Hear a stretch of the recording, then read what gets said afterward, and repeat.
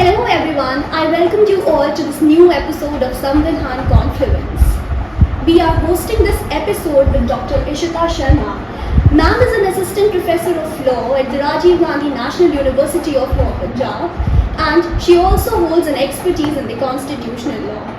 Ma'am, on behalf of CCLG, I welcome you, and we are really grateful to you that you took out your precious time to contribute for this wonderful discussion. Ma'am, to begin with the discussion, I would request you to kindly brief our viewers with the concept of citizenship and how it has evolved. So, good afternoon everyone, and I'm really thankful for giving me this opportunity to enlighten the audience about this concept and the controversy that is hovering around the concept of citizenship. Now see, as far as citizenship as a concept is concerned, citizens are a constituent part of a country. If I have to put it in simple words, citizenship means a right to have maximum rights. Like we all know, like since we are talking about Samvidhaan, that is the constitution, our constitution is a fundamental law of the land. And we know that by the virtue of being a part of a country, a part of a nation, you enjoy certain rights, which are given under part 3 of our constitution in the form of fundamental rights.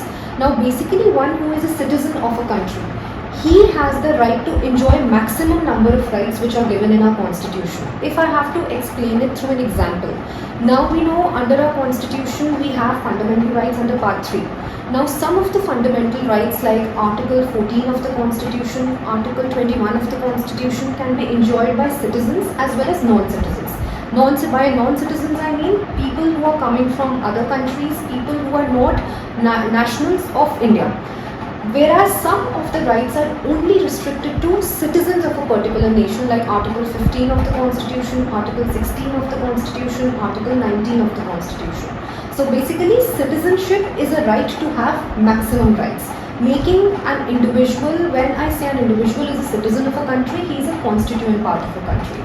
So this is basically, if I have to explain it in a very lucid and layman language, the concept of citizenship. Okay, ma'am, that's a wonderful start to this discussion. And ma'am, the next question would be, what is the Citizenship Amendment Act of 2019 and how this Amendment Act has attracted a lot of criticism? What's the basis for that? See, basically right now the narrative that is going on around Citizenship Amendment Act, sadly it has created polarization in the society. Sadly it has created the divisive force of communalism in the society. Now basically if I have to say in a very simple language, the Citizenship Amendment Act provides citizenship to certain people who have belonging to 6 different religions.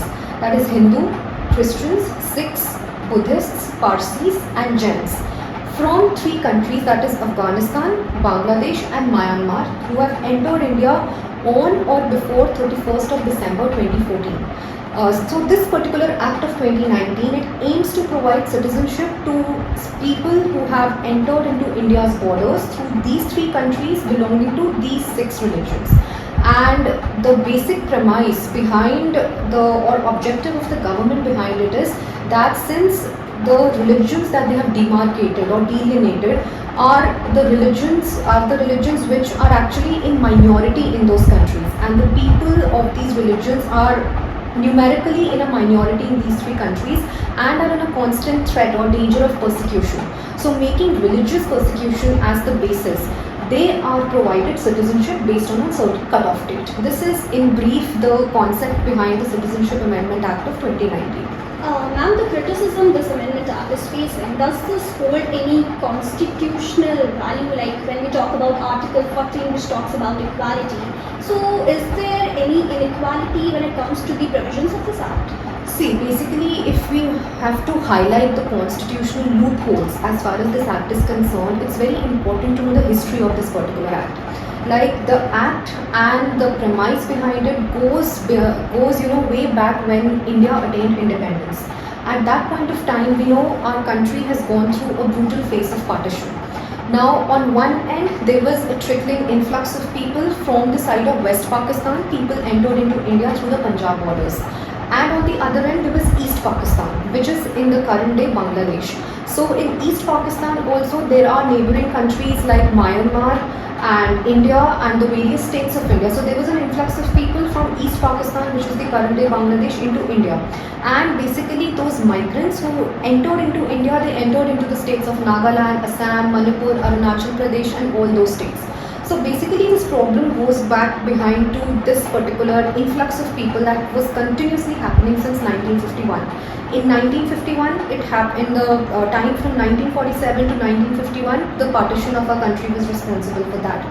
Then you fast forward, there was the struggle for Bangladeshi independence. Bangladesh attained independence in 1971, and at that point of time when Bangladesh attained independence, there was the genesis of the independence of Bangladesh goes to Urdu Virodh Andolan, which erupted in East Pakistan when Pakistan had made Urdu as the official language, and it wanted to impose that language on East Pakistan.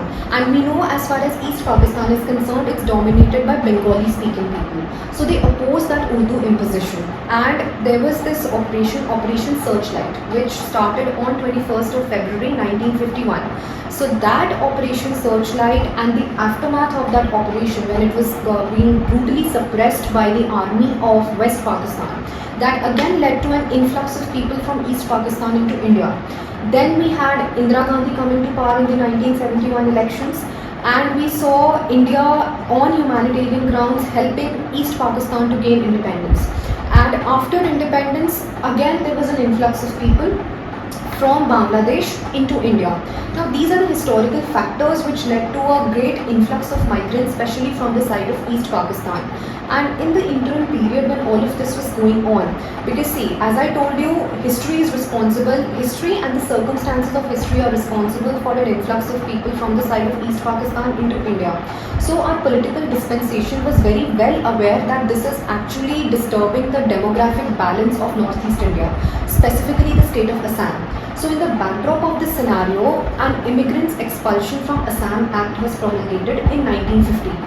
And there was the Nehru-Liaquat Agreement of 8th April 1950. Now in this Immigrants Expulsion from Assam Act, specifically if I say under section 2, there is a proviso which states that both the countries shall accommodate the religious minorities in their respective nations. And the Nehru-Liaquat Agreement also talks of, giving solace or giving asylum to the religious minorities in the respective countries. So basically what the CAA is doing, the current contemporary form of CAA, has its historical roots in all these circumstances of history that have happened in the backdrop of this history. And if we go further, after the 1971 the independence war of Bangladesh also, situations started to deteriorate. Situations were continuously deteriorating. There were a lot of protests in Assam where they were alleging that the demographic balance of Assam is being disturbed. And in the backdrop of those protests, when Rajiv Gandhi was the Prime Minister of our country, there was an Assam Accord that was signed. And basically the current crisis which is going on in Assam, it's actually for the operationalization of that Assam Accord. That the Assam Accord should be operationalized, and the Assam Accord says that basically based on certain cut-off dates, you have to identify the illegal migrants who have entered from Bangladesh to India, and based on that identification, comply with 3 Ds. And those 3 Ds are detect, deport, and delete from the voter list. So basically to fulfill those 3 Ds, in order to preserve the demographic dividend of Assam, the culture of Assam is what has led to a lot of polarization in the society, because that all is being misinterpreted in the society. The CAA is being highlighted just on the premise that it is restricted to these 6 particular religions and the people hailing from 3 countries from these religions. The people actually don't know what's the history, what actually led to this entire crisis. And when we are talking of, so basically this is the historical genesis of entire CAA. And if I have to talk about it on a constitutional premise, that whether it's violative of the right to equality under the constitution, or it's violative to the freedom of religion, secularism, and we know that after the SR Bommai case, secularism is also part of the basic structure of the constitution. And basically it's also after the 42nd Amendment Act, secularism has been enshrined in a preamble also. Now Firstly, if we analyze it on Article 14 of the Constitution, see, first of all, we have to remember that whenever a law is challenged before the apex court, the first presumption is presumption of constitutionality. The court always presumes that this particular statute or provision is constitutional. So that will go with CAA as well, that is CAA 2019. And okay, after this particular presumption, now comes Article 14 into picture. Now we know Article 14 talks of equality before law and equal protection of laws. So whenever a law is being challenged on the crux of Article 14, there are two factors that are taken into consideration. The first factor is reasonable classification, and the second important factor is intelligible differentia. So firstly, it will be challenged. They are saying that Article 14 is being violated as a result of CAA because it's explicitly demarcating 6 religions from 3 different countries. And one of the allegations that have been raised is that people who belong to the Muslim community, the Jews, or the atheists have been ousted, and basically within the Muslim community also we have certain subcastes like Ahmadiyas, Shias, Hazras who have not been taken into consideration. Now the second allegation that is raised against CAA is that it's violative of the doctrine of secularism, which is also part of basic structure of the constitution. Now one by one I would deal with each of these arguments. Now see, as far as Article 14 is concerned, as I've already mentioned, reasonable classification and intelligible differential. Now if anyone of you, or I would also highlight it before the audience as well, if you go to the statement of objects and reasons of the Citizenship Amendment Act of 2019, the statement of objects and reasons clearly states that the people that these particular countries, these 3 countries, Afghanistan, Bangladesh and Pakistan, these 3 countries have a declared state religion. That means they are theocratic states.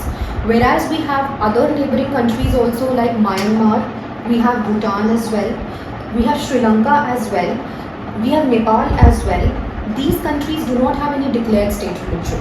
But these 3 countries have a declared state religion, wherein the people belonging to these 6 different religions are in a minority.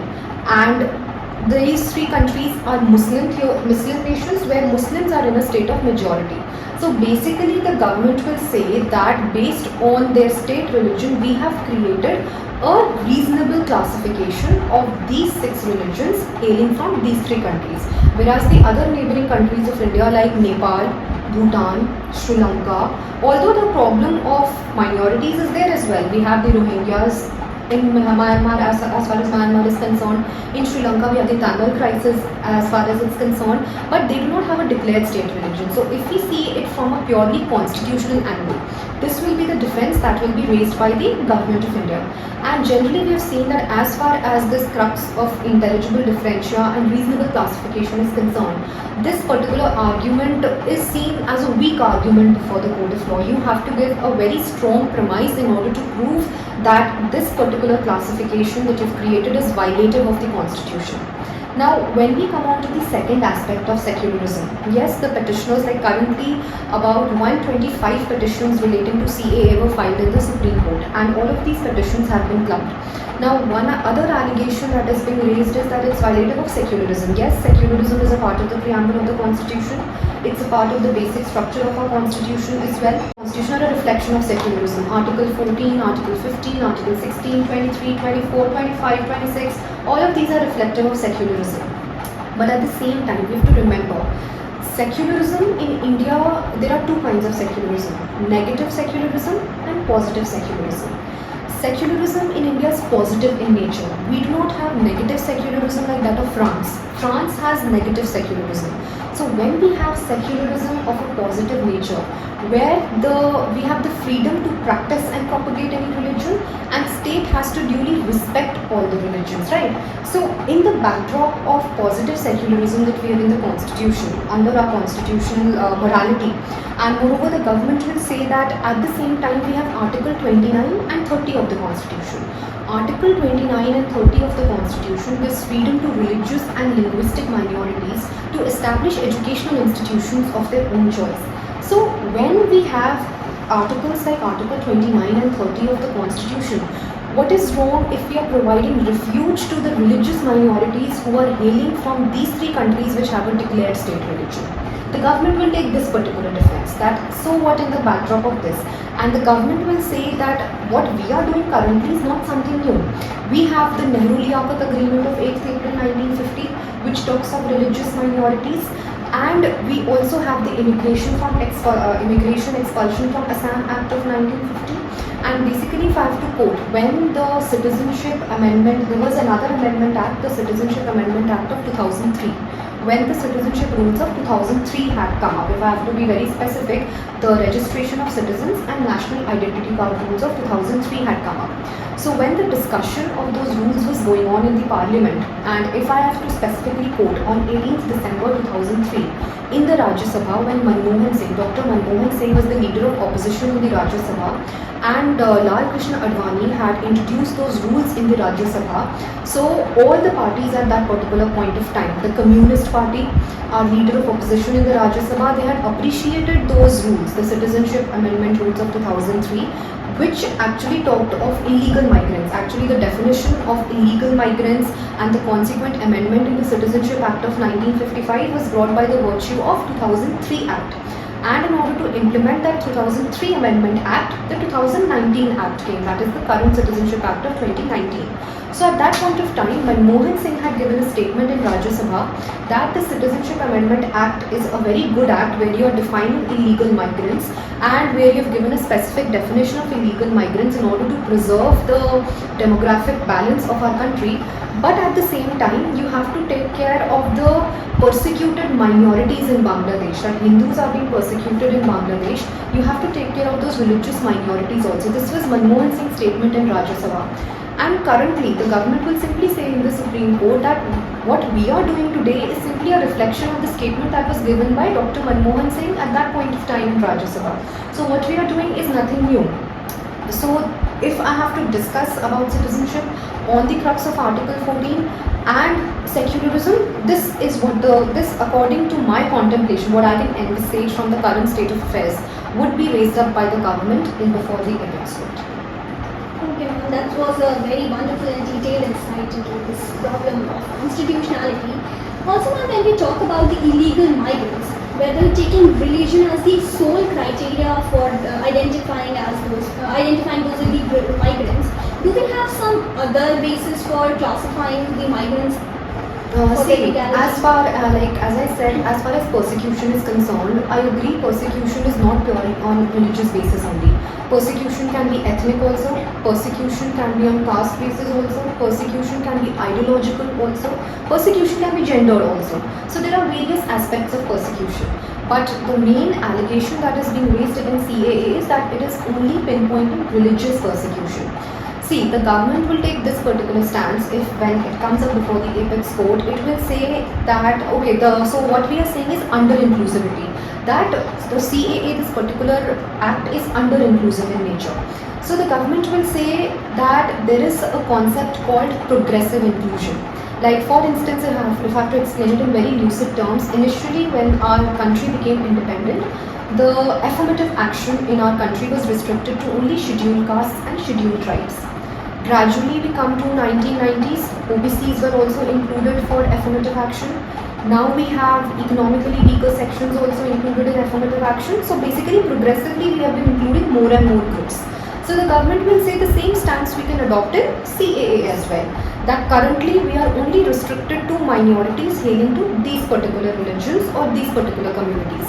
Slowly and slowly, progressively, we can include more and more under this particular CAA. And moreover, if the one allegation is that Jews are not included in this entire list, we don't have atheists in this entire list, Muslims are excluded from this entire list. So see, the government will say, see, we are talking of minorities. And when we are talking of these three countries, Muslims are not a minority in these countries, as far as the argument against Muslim goes. Second argument, as far as Jews are concerned, the population of Jews, if I go to according to the current statistics, the population of Jews in Pakistan is nearly, I think, 700 to 800 Jews are living in Pakistan. In Afghanistan, there are only 2 Jews out of which one is dead and one is staying in Afghanistan. Just he is preserving some religious, there's a sanctorum belonging to Jews, and he is dedicated to the preservation of the same. And as far as Jews are concerned, Israel has a law which says that if any Jew comes to Israel, he will be automatically given citizenship. So Jews have no such sort of a problem. Atheists are concerned, the government can simply say that we do not consider atheists as a separate class. We can take on a case-to-case basis, we can analyze the situation and we can accordingly frame a law for them. And so basically what the government will say that we can progressively realize other communities. And when it comes to subcastes of Muslims, one which is being raised that there are Hazras, Ahmadiyyas, Shias who are not being given. So the government will say there are subcastes within Hindus also. There are subcastes in each and every religion which has been delineated under CA. And currently we are not dealing with subcastes. Slowly with the passage of time, as the time passes, amendments can be introduced and we can introduce these subcastes as well. So even on the crux of this particular argument, when it is raised before the judiciary, the government will come up with this sort of a defense. So this is how what I envisage the arguments can pan out for the episode.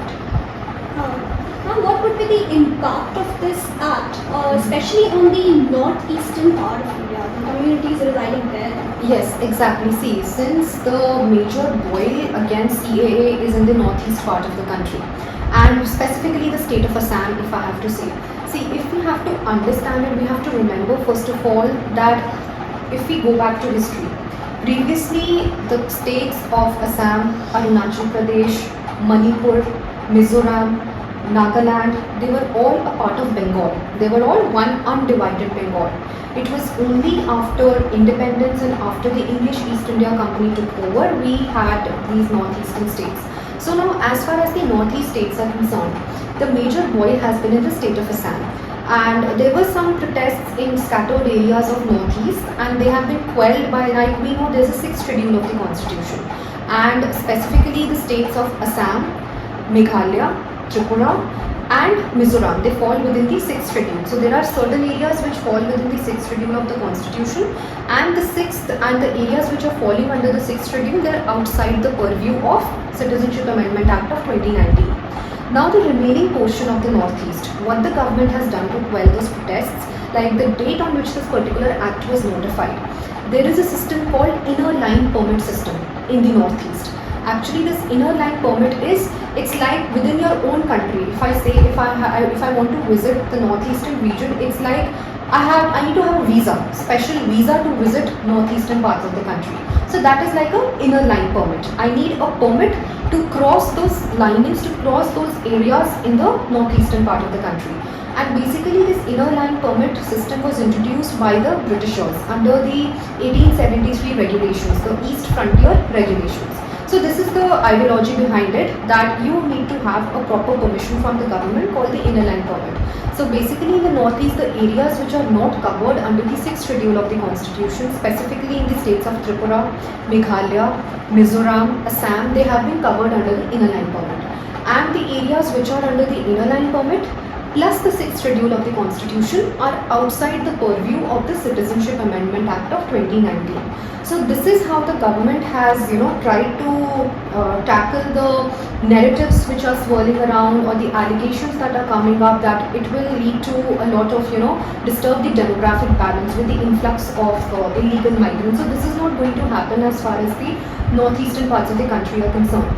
Remaining Assam, like only 30% of Assam is covered under the 6th schedule of the constitution. And rest of Assam, basically the entire ire against this is on that operationalization of Assam Accord. The Assamese, they're not saying that okay, they're not concerned with this aspect, whether it's Hindus or whether it's Muslims entering into the state of Assam. Their main primary concern is that the culture of Assam, which is under a constant state of threat since the Britishers, because initially Assam was flooded with migrants because the English East India Company had set up plantations, had explored oil in the state of Assam, which had led to Bengali migrants entering into the state of Assam. And this was also, this phenomena of influx of migrants into the state of Assam was also something which was documented by the Census Commissioner way back in 1931. He said that the demographic balance of Assam is being disturbed because of the influx of migrants. And this continued influx happened, as I told you, because of the Urdu Virod Andolan, which broke out in East Pakistan, that led to another cycle of influx. Before that, we had the partition of our country also, which led to a cycle of influx. So this influx has been continuously happening in the state of Assam, which led to the All Assam Students Union, ASU, which was the focal point, or which was the nodal body which had carried out the Assam Andolan, and which led to the Assam Accord of 1985. So the basic premise is that you detect, deport these illegal migrants, and they are saying that the Citizenship Amendment Act, when it's providing citizenship to these many people, who have entered into India, this will continue to disturb the demographic balance of Assam.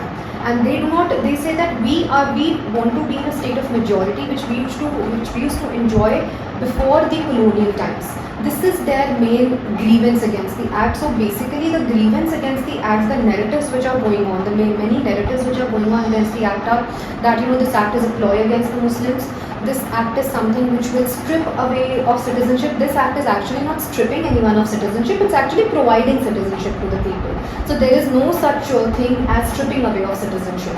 Then this is the sum that tomorrow if anyone wants to take advantage of this particular act, they're saying that many Muslims who are illegal migrants, these all are just narratives and propagandas that are being spread. And as the discourse goes, it must have been clear to the viewers. I hope I've been successful in that, and how to dispel these notions which are going on harboring in the society. Ma'am, so what I can derive from this conversation, discourse, is that there is more of misinformation and lack of knowledge regarding this act. And are there any implementational issues which are behind this propagation of misinformation and lack of knowledge? See, as far as the implementation issues are concerned, basically one of the grievances, or one of the misnomer that is spread in the society is in context of NRC, or the National Register of Citizens.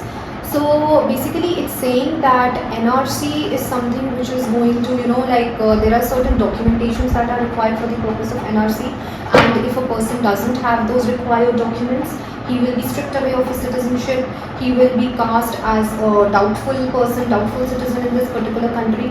So see, basically if I have to say, NRC is not a new concept. If the viewers remember, I talked of the Nehru-Liaquat Agreement and the Immigrants Expulsion from Assam Act 1950. So at that point of time, way back in 1950, when the things were in a state of turmoil, our Prime Minister Pandit Jawaharlal Nehru, he had actually envisaged the situation that things will deteriorate in the future also. So in 1951, first NRC was conducted in Assam, and he silently conducted that NRC within a span of 20 days. Now how is that possible? One question will come up in the minds, like how you can all of a sudden conduct an NRC. So basically if I have to tell, this exercise of NRC is very much connected with the census exercise. Now there is something called census which is conducted in our country, and census is conducted in under the Census Act of 1948, and the NRC and NPR, that is National Population Register, it's mentioned under the registration of citizens and issue of national identity card rules of 2003. There explicitly it's mentioned. Now basically what happens in this exercise, under the census exercise, there are two phases. One phase is the house listing phase, and the other phase is the enumeration phase. So we know that census is conducted basically in the years which end with 1. 1931, 1941, 1951, always the census is conducted in these years. The latest census was to be conducted in 2021, but it couldn't be due to COVID, it couldn't be conducted, and the exercise got delayed.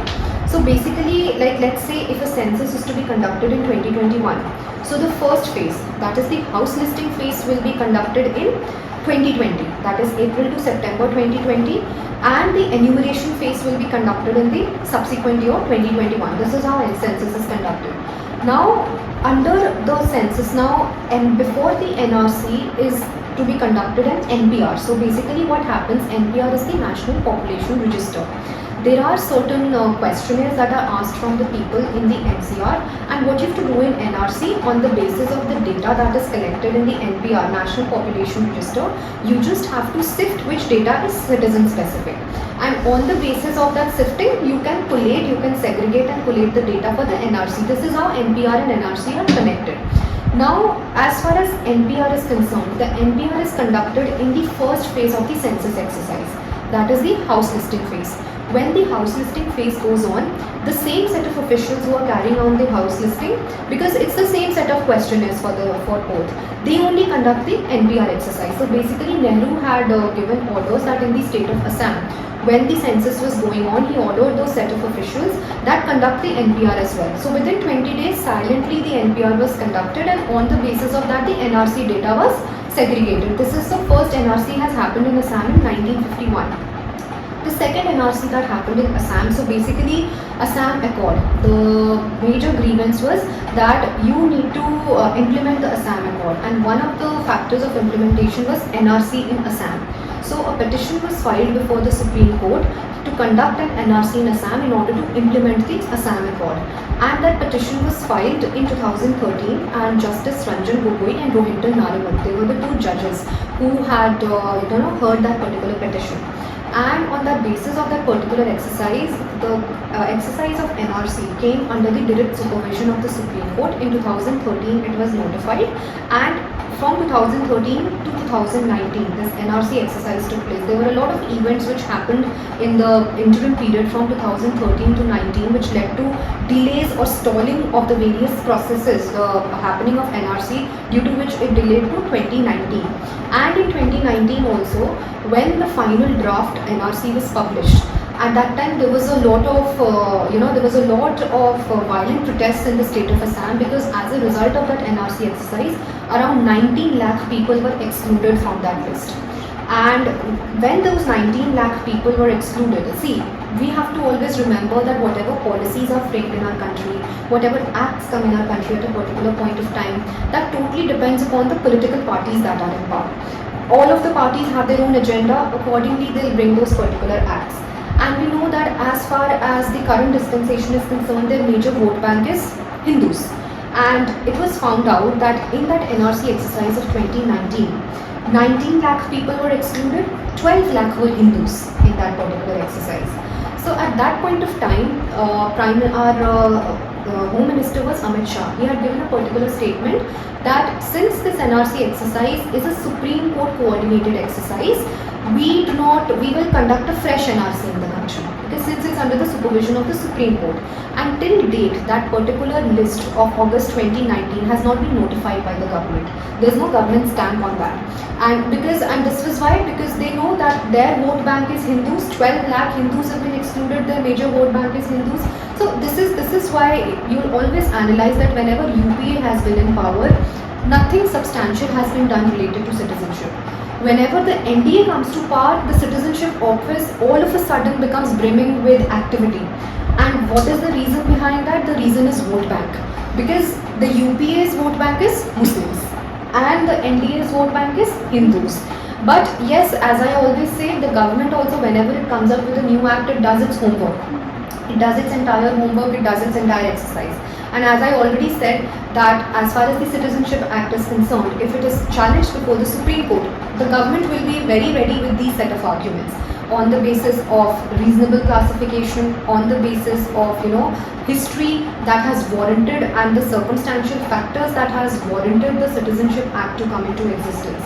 And yes, what problem I would like to highlight in this act is the flaw is not in the act per se, or the relief that it is providing to the people.